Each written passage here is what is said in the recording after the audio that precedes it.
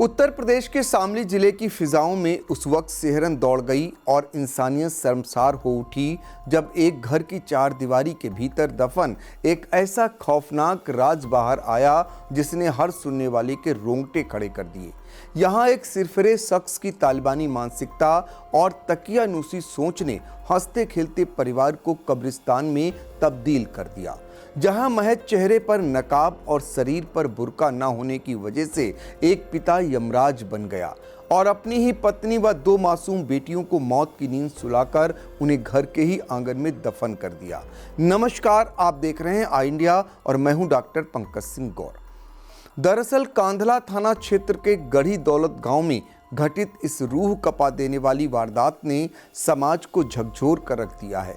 जहां होटल में रोटियां बनाने वाले फारूक नामक व्यक्ति ने रिश्तों का कत्ल सिर्फ इसलिए कर दिया क्योंकि उसकी पत्नी ताहिरा और 16 वर्षीय बेटी आफरीन व 14 वर्षीय सहरीन खुली हवा में सांस लेना चाहती थी। उन्हें पिता की थोपी हुई कट्टरपंथ की बेड़ियां मंजूर नहीं थीं।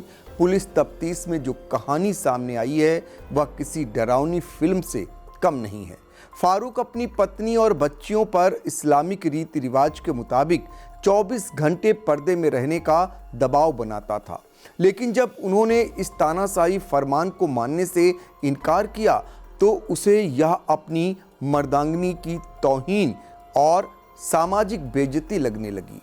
इसी कुंठा और नफरत की आग में जलते हुए उसने अपने ही खून को बहाने की एक ऐसी साजिश रची जिसे सुनकर शैतान भी पनाह मांग ले। उसने पूरी योजनाबद्ध तरीके से पहले कैराना से अवैध असलहा और कारतूस खरीदे और फिर घर के आंगन में शौचालय बनवाने के बहाने एक गहरा सेप्टिक टैंक खुदवाया जो असल में उसके परिवार की कब्र बनने वाला था। 8 दिसंबर की वह काली रात जब पत्नी ताहिरा मायके से लौटी थी, फारूक ने चाय के बहाने उसे जगाया और बिना किसी दया के उसके सीने में गोली उतार दी। गोली की तेज आवाज से जब बेटियां जागीं और उन्होंने अपनी मां को खून से लथपथ देखा तो वह बहसी बन चुके पिता ने रहम करने के बजाय बड़ी बेटी आफरीन को भी गोली मार दी और छोटी बेटी सहरीन का अपने ही हाथों से गला घोंट दिया। हद तो तब हो गई जब उसने तीनों लाशों को उसी सेप्टिक टैंक में फेंक कर ऊपर से मिट्टी और सीमेंट से पक्का कर दिया ताकि उसकी दरिंदगी का राज कभी बाहर न आ सके। इसके बाद अगले 10 दिनों तक वह गांव में सामान्य दिखने का नाटक करता रहा और अपने बूढ़े पिता दाऊद व भाइयों को यह झूठ बोलकर गुमराह करता रहा कि वह अपनी पत्नी बच्चों को लेकर शामली शहर में किराए के मकान में शिफ्ट हो गया है। लेकिन कहते हैं ना कि अपराध के निशान कभी पूरी तरह मिटते हैं।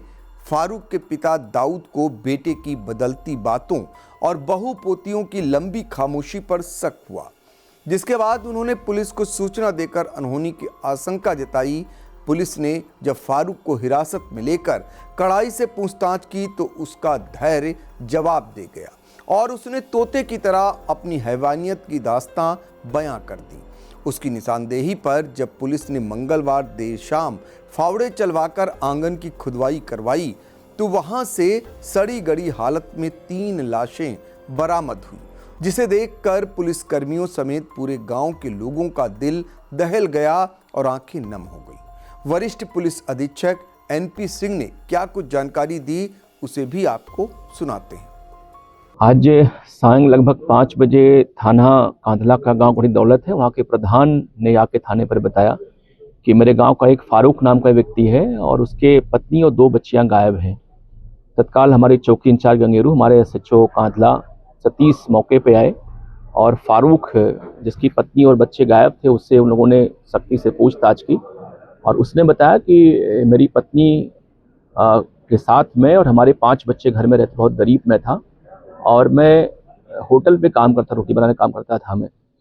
हमारी पत्नी विगत 1 महीने पहले, चूँकि मैं गरीब था और हमारी शादी मंसूरपुर मुजफ्फरनगर में हुई थी, वो हमसे कुछ पैसे मांग रही थी। इसको लेके हमारा विवाद हो गया था और बिना वो बुर्का और नकाब के अपने मैके चली गई अपनी छोटी बच्ची को लेकर के।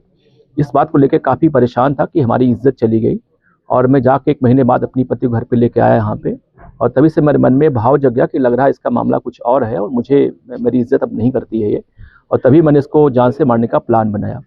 दिनांक 9-10 की रात्रि में लगभग 12 बजे हमारे पाँचों बच्चे सो रहे थे, तो मैंने पत्नी को चाय के बहाने उसको जगाया। जैसे चूल्हे पे आंगन में आई वो, और मैं पहले से कट्टा लेके आया था और मैंने उसके पीछे से गोली बजा, उसकी तत्काल मौत हो गई।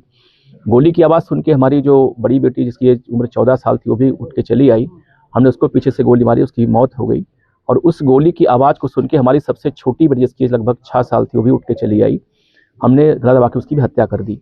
और मैं प्लानिंग के तहत एडवांस में ही लगभग 6 दिन पहले अपने घर में ही शौचालय के गड्ढे के बहाने गड्ढा खुदवा रखा था, और रात ही में मैंने इन तीनों डेड बॉडी को गड्ढे में डाल के दफना दिया और ऊपर से मिट्टी डाल दी। हमारे 3 अन्य बच्चे जो 2 बेटे एक बेटी थी वो सोते रहे, वो जगे नहीं, इसलिए मैंने उनको कुछ नहीं किया। और बाद में बच्चों के जगने पर पूछते मैंने बताया कि तुम्हारी माँ को मैंने भेज दिया, कहीं अलग किराए के मकान पर रहती हैं, क्योंकि पूर्व में वो अपने मैके जा चुकी थी 1 महीने, तो बच्चे भी उनको लगा कि हाँ वो वहीं होगी इस समय, तो उन्होंने बहुत पूछताछ नहीं की। आज हमारी पुलिस ने, क्षेत्राधिकारी कहराना, हमारे एएसपी साहब से उन्होंने बातचीत मुझसे किया, उसने घटना स्वीकार कर ली। पुलिस को मौके पर ला के डेड बॉडी बरामद करा दे, डेड बॉडी निकल चुकी है। इसमें हम लोग डेड बॉडी को पीएम के लिए भिजवा रहे हैं, और फारूक हमारे हिरासत, उससे हमारी डिटेल और पूछताछ हो रही है। उसने पूरी घटना कारित करना स्वीकार किया है। उसके फादर जो दाऊद है उन्होंने पूरी घटना बताई कि साहब मुझे शक था कि कुछ घटना इसने कारित की है, इसलिए मैंने प्रधानगिरी पुलिस को बताया था। जी बिल्कुल जो आला कत्ल है वही बरामद हो गया है, कारतूस बरामद हो गया है, डेड बॉडी बरामद हो गई है। घटना का लगभग मोटिव भी क्लियर हो गया है इसमें। तो मुझे लगता कि एक झूठी शान के खातिर कि हमारी पत्नी बिना बुर्के के, बिना नकाब के चली गई, अभी पहला मोटिव तो यही निकला है, लेकिन और भी हमारी पुलिस इसमें बातचीत कर रही है, कहीं कोई और भी इसमें एंगल ना हो उसके पत्नी की हत्या का, इस बात को लेकर हमारी जांच है। मैंने आपको बताया कि चूंकि इसकी पत्नी 1 महीने पहले ही इसे झगड़ के चली गई थी यहाँ से, और तभी से इसके मन में भाव जग गया कि इसको लौट के आने पर इसकी मैं हत्या करूंगा मैं। तो ये जाके कैराना से एक व्यक्ति से तमंचा परचेज करके ले आया था। ये घर में शौचालय के गड्ढे के बहाने इसने गड्ढा खुदवा लिया था, और पत्नी के आने के 8 दिन तक इसने प्रतीक्षा किया, और रात में मौका देखते जब इसके बच्चे सो गए तब इसने घटना कारित की।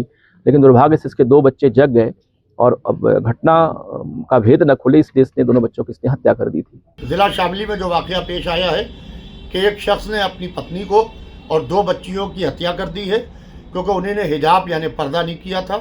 इस्लाम मज़हब को ऐसे ही लोग बदनाम कर रहे हैं। इस्लाम मज़हब में ये है कि ला इकराह फिद्दीन, दीन में कोई जबर नहीं है, दीन में कोई ज़बरदस्ती नहीं है। ज़बरदस्ती मानने का नाम इस्लाम नहीं है। लिहाजा जिस तरीके से उसने ये घटना अंजाम दी है, बाकायदा इसके ख़िलाफ़ सख्त से सख्त कार्रवाई होना चाहिए है।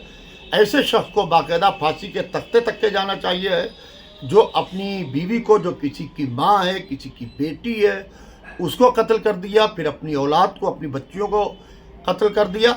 ऐसे लोग तालिबानी मानसिकता के लोग हैं।